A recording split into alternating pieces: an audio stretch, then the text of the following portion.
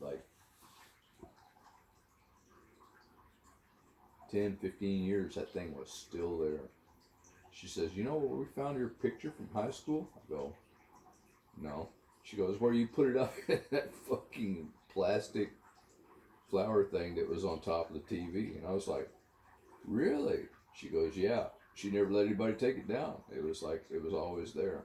Because my cousins all had their pictures, there. But I was over there. So that's where I stayed. Mm.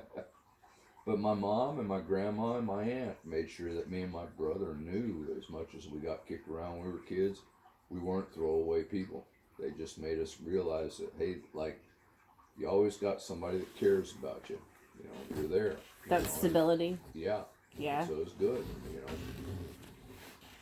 Yeah, my mom, she was tough, but it was good. When I grew up, things were simple. The whole town watched me. I couldn't get away with shit, and mama would know when I was up to something stupid, and it's kind of like, it was good because when I went in service, I was kind of late bloomer. I just never had much of a social thing when I was a kid.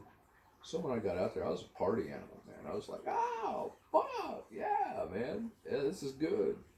But I never got so far out of hand that I lost it. I was stupid about some of it. And they got me on rank. And I never got a court martial, though. Never got a court martial.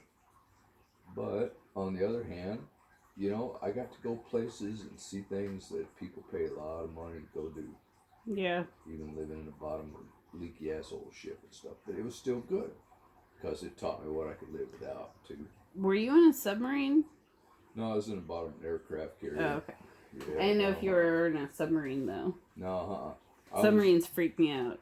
I couldn't. I couldn't do it. Subs. No, No. way, man. I got a friend that lives about probably 5 blocks from here. He was a submariner in the Navy, and he's an idiot. Nah, I feel like I'd get down there and. Well, he said what happened was the guys that had been down there for a while, when somebody new came on, and they shut the hatches and started diving, they would all start having like a sympathy puke for the new people. Like, you're gonna puke, so here it is.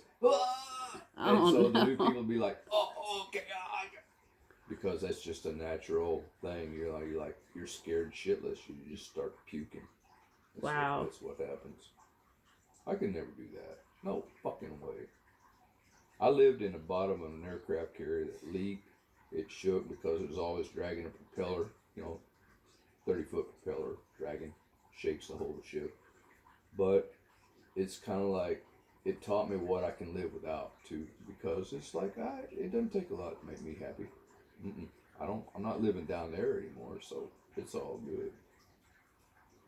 But when I come back to the States and I could see what I'd been missing out on for a year and a half, I was like, we got it so good over here. We got everything. We got grocery stores. So spoiled. We got fresh milk. When I hit the Philippines the second time, fresh milk is what I want. I went to the thing and went in line and drank a gallon of milk getting down at the cash register, and they're like, oh, you had 3 gallons when you started, huh? I'm like, no, only 2. It's so overwhelming, the amount of options in certain categories. Milk, bread. I started up my old Firebird. It was sitting out in an old orange grove, a friend of mine's folks' house in Redlands, down there in the citrus country.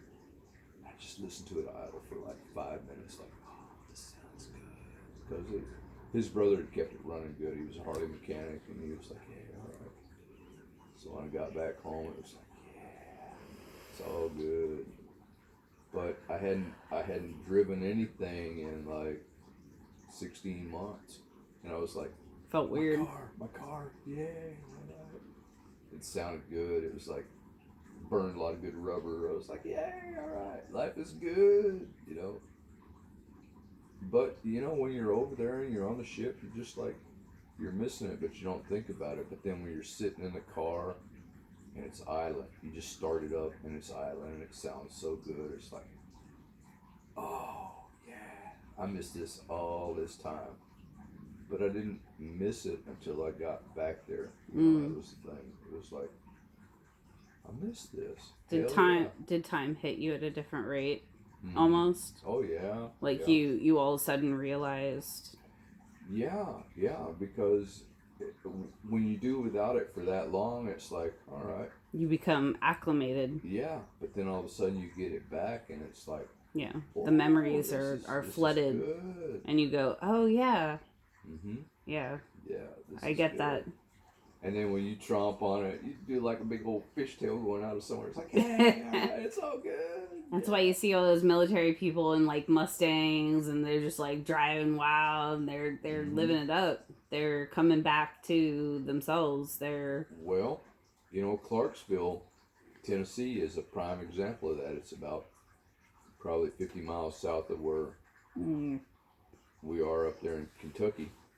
It's an army town. Fort Campbell's just right up from there in Clarksville as university, and so that's where all the jobs are. That's where a lot of the military people live, and it's like the fucking Bay Area, or LA or something. You go there, it's like Elaine says, I don't even